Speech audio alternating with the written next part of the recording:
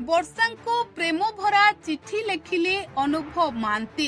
एक photo social media रे viral हेउछि जो फोटो रे अनुभव महांती चिठी लेखिथिबा देखिबा को मिलिछि।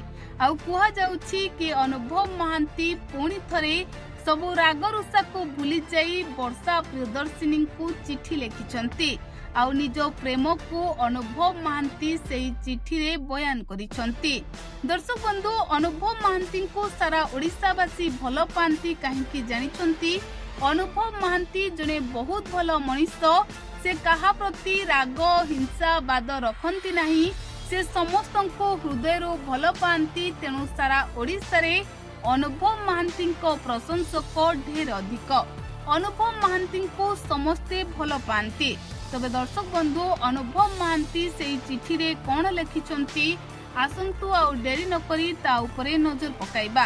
कौन सतरे अनुभव महांती सबु राग रुषा को भूली जाई अभिनेत्री वर्षा को चिठी लेखिले।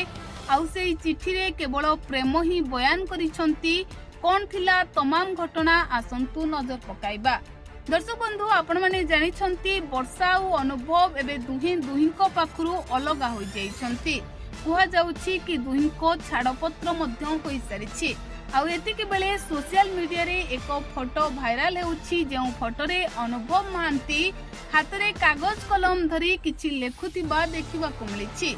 आउ याकू देखिबा परे लोके कहउछंती कि पुणी तरे अनुभव महांती सबु राग रुषा भूली जाई वर्षा को चिठी लेखिछंती।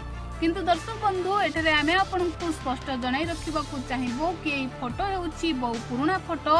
ए फोटो रे अनुभव महांती वर्षा को चिठी लेखि नांती। किंतु जदि आगु को केबे वर्षा और अनुभव एकाठी हेबे तबे आपण केते खुशी हेबे हमको कमेंट माध्यम रे लेखि निहाती जणांतु।